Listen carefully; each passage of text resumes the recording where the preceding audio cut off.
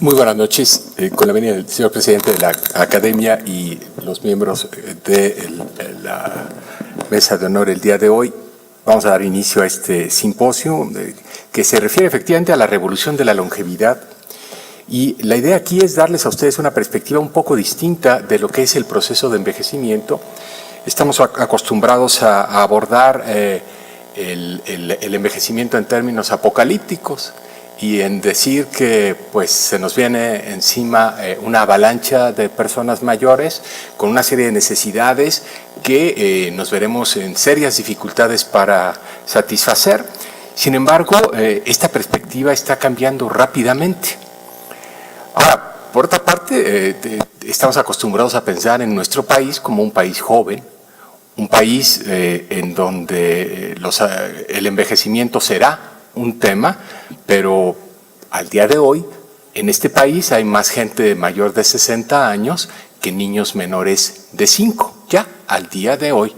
Este no es un asunto del futuro, esta es una realidad con la cual contendemos día a día y en medio de la cual nos hacemos una serie de preguntas que tienen que ver también con la naturaleza del proceso o de los procesos, porque son varios, como ustedes verán a continuación, que están detrás de este fenómeno al que llamamos envejecimiento, tanto en el nivel demográfico como en el nivel individual. Luchamos a la vez por darle sentido individual al mismo y nos preguntamos si es un destino ineluctable, si verdaderamente es algo que no podemos cambiar. Y creo que hoy podemos cambiar un poco la perspectiva de ustedes a este respecto, entendiendo mejor cómo se produce y cómo el conocimiento científico no solo puede ayudar, sino que ha ayudado ya a frenar este proceso y a delimitar cada vez con mayor claridad los determinantes del envejecer sano y activo. Esto es una anécdota, pero no deja de ser interesante. Hace algunos años, dos biodemógrafos muy conocidos, Jay Olshansky y Steven Oustad, crearon un fondo, hicieron una apuesta y dijeron, uno, que en el momento en que hacían la apuesta ya estaba en vida aquel que por primera vez alcanzaría los 150 años de edad.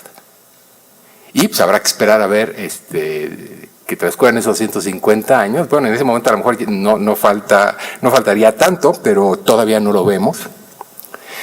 Lo que sí es cierto, y todos hemos constatado, es que la espectacular modificación de la esperanza de vida de nuestra especie se ha dado en un lapso de tiempo extraordinariamente corto. Así como es tan solo en el último siglo que ha vivido la mayor parte de los seres humanos que han pisado esta tierra, también en tan solo 4 generaciones se han concentrado los cambios que han determinado que la esperanza de vida de nuestra especie se duplique. Así, se duplique. Si eso no es modificar el proceso de envejecimiento, no sé cómo podríamos llamarle. Y ustedes ven aquí en esta gráfica cómo el riesgo de morir para el hombre en la época paleolítica, ilustrado aquí por una línea negra, el riesgo de morir muy elevado en los primeros años de la vida y que decrece de manera significativa en la edad madura y se va acrecentando con el paso del tiempo. A este riesgo de morir le separa ya una distancia considerable cuando vemos el riesgo de morir para la población japonesa, la población del único país hiperenvejecido en donde ya este contingente poblacional ha superado el 25% de la población. En un país donde la gente que nace hoy en día tiene una esperanza de vida 10 años superior a la nuestra, 84 años. Y el fenómeno además se ha masificado.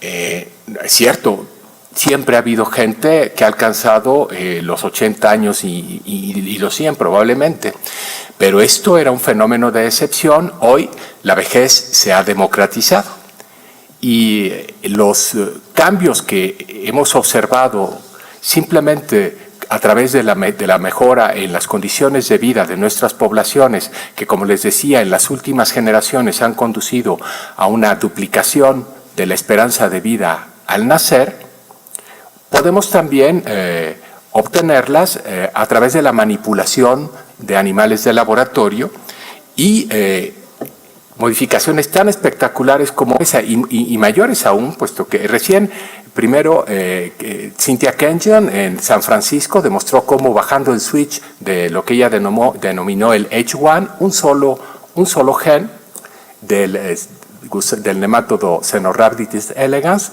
ella podía duplicar la esperanza de vida de este bicho y no solo duplicar su esperanza de vida, sino preservar su capacidad funcional a través del tiempo. Hoy sabemos que bajando 2 switches podemos quintuplicar la duración de la vida del mismo bicho. ¿Cuál es el límite? Pues todavía no lo conocemos. Habrá que ver cómo funcionan diferentes combinaciones de genes, algunos activados, otros desactivados, que sin duda pueden darnos muchas sorpresas en cuanto a hasta dónde se encuentra en realidad el límite de la existencia. En este caso, para una especie muy particular. Desde hace 30 años nos hemos familiarizado con esta imagen, que es la curva de supervivencia propuesta por Fries, en donde él nos muestra cómo a través de los años se ha venido comprimiendo la morbilidad y cómo la gente envejece cada vez en mejores condiciones, como al día de hoy, los 50 de hoy son, pues a lo mejor no los 30, pero sí los 40 de otrora, y cómo cada vez el límite que representa el inicio de la pendiente de deterioro funcional va reculando paulatinamente y se va acercando cada vez más al límite de la existencia, cerrándose la brecha entre la esperanza de vida al nacer y la esperanza de vida en salud. Pero a la par, si bien hemos visto esto en sociedades postindustriales, nos hemos percatado también y cada vez con mayor claridad del hecho de que en los últimos años, conforme la gente alcanza edades muy avanzadas, acumula también una serie de déficits y que la probabilidad de acumularlos es mayor a mayor edad. Y que estos déficits tienen determinantes que no solo son biológicos, que se encuentran con mayor probabilidad en personas en situación de desventaja. Y que las principales afecciones, no tengo siquiera que nombrarlas, ustedes las conocen bien, pero es interesante que afecciones en apariencia tan disímbolas como las que aparecen en la lista tienen en realidad determinantes comunes. Al parecer, la mayor parte de lo que hemos dado en llamar enfermedades crónicas no transmisibles tienen determinantes genéticos compartidos y los estudios de genoma completo que nos han permitido aproximarnos a la elucidación de los determinantes de estas afecciones convergen en ciertos genes clave que tienen que ver con el manejo del estrés, con la regulación metabólica y en donde afecciones como el cáncer, la enfermedad de Alzheimer, la aterosclerosis y la diabetes encuentran aparentemente su origen.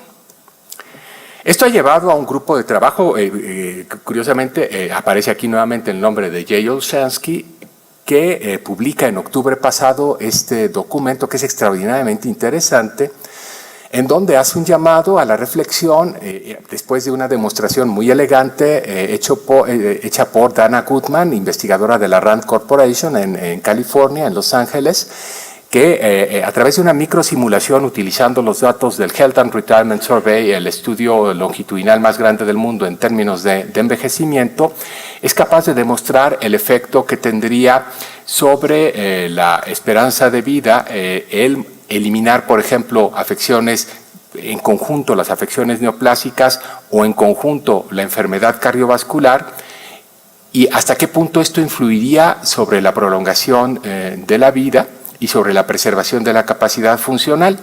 Y después de demostrar, vamos a decir que esto aumentaría por un 20%, no recuerdo la cifra precisa en este momento, hace un modelaje en el cual estima el efecto que pudiera tener el desplazar aún más el momento en que inicia el declive funcional por el envejecer, encontrando que el efecto que esto tendría es mucho más significativo que la eliminación completa, la erradicación de las enfermedades neoplásicas y cardiovasculares sumadas. E invitando a una reflexión en el sentido de que es vital que nos demos a la tarea de clarificar los determinantes del proceso de envejecimiento que a final de cuentas están detrás del conjunto de estas afecciones. Y el hecho es que el envejecer se está retrasando de una manera, entre comillas, espontánea. La gente que logra sobrevivir más allá de los 110 años, los llamados supercentenarios, escapan a la ley de Gompertz, que permite a los actuarios calcular el riesgo de morir por edad, que tiene un incremento lineal a través de la vida, excepto entre los sujetos que han rebasado esas edades, en donde ya la probabilidad de morir es aleatoria. Entonces, respecto a los límites de la existencia humana, la biología no ha conseguido responder definitivamente ni siquiera a la simple cuestión de cuál es el límite de la longevidad humana, si es que éste existe, y parecería que la duración máxima de la vida no es, pensaría uno a priori, no es susceptible de cambios. Sin embargo, los hallazgos recientes de los estudios demográficos en Suecia y en Japón nos hacen dudar a este respecto por el comportamiento de los centenarios. Así, hace 150 años, todo el mundo parecía convencido de que la mortalidad infantil era una necesidad y que no era algo que pudiéramos resolver. Hoy en día prácticamente la hemos resuelto. La mortalidad perinatal ya es casi historia. ¿Acaso no estaríamos actualmente en el umbral que nos permita en 100 años más hablar de la misma manera del deterioro funcional y las afecciones crónico-degenerativas relacionadas con el envejecimiento? En fin, la discusión que viene a continuación tiene que ver con esa reflexión. Parecería del terreno de la ciencia ficción, pero ustedes verán que ya estamos realmente pisando terrenos de realidad. Y abordaremos en primer lugar la perspectiva demográfica, seguidamente la biológica, y para concluir con un aspecto práctico, técnico, relativo a la cirugía, en particular la cirugía ortopédica, y si el tiempo nos lo permite, las implicaciones bioéticas a través de una presentación que haré yo al cierre. O bien abordaremos ese tema en las preguntas y comentarios. Sin más, le pido al doctor César Alfredo González González que pase al estrado. El doctor es economista, él es maestro en estudios de población y doctor en estudios de población por el Colegio de México, y es investigador del Instituto Nacional de Geriatría. Y él entrará mucho más en detalle para explicarnos el cómo a través del tiempo se ha venido modificando la esperanza de vida de nuestra especie. César. Mayores, con una serie de necesidades que nos veremos en serias dificultades para satisfacer. Sin embargo, esta perspectiva está cambiando rápidamente. Ahora, por otra parte, estamos acostumbrados a pensar en nuestro país como un país joven, un país en donde el envejecimiento será un tema, pero al día de hoy, en este país hay más gente mayor de 60 años que niños menores de 5, ya al día de hoy. Esta anécdota, pero no deja de ser interesante. Hace algunos años, dos biodemógrafos muy conocidos, Jay Olshansky y Steven Ousted, crearon un fondo, hicieron una apuesta y dijeron, uno, que en el momento en que hacían la apuesta ya estaba en vida aquel que por primera vez alcanzaría los 150 años de edad. Y pues habrá que esperar a ver que transcurran esos 150 años. Bueno, en ese momento a lo mejor no faltaría tanto, pero todavía no lo vemos. Eso no es un asunto del futuro. Esta es una realidad con la cual contendemos día a día y en medio de la cual nos hacemos una serie de preguntas que tienen que ver también con la naturaleza del proceso o de los procesos, porque son varios, como ustedes verán a continuación, que están detrás de este fenómeno al que llamamos envejecimiento, tanto en el nivel demográfico como en el nivel individual. Luchamos a la vez por darle sentido individual al mismo y nos preguntamos si es un destino ineluctable, si verdaderamente es algo que no podemos cambiar. Y creo que hoy podemos cambiar un poco la perspectiva de ustedes a este respecto, entendiendo mejor cómo se produce y cómo el conocimiento científico no solo puede ayudar, sino que ha ayudado ya a frenar este proceso y a delimitar cada vez con mayor claridad los determinantes del envejecer sano y activo. Esto es una anécdota.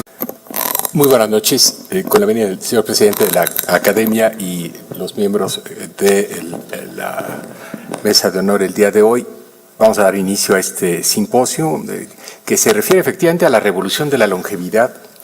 Y la idea aquí es darles a ustedes una perspectiva un poco distinta de lo que es el proceso de envejecimiento.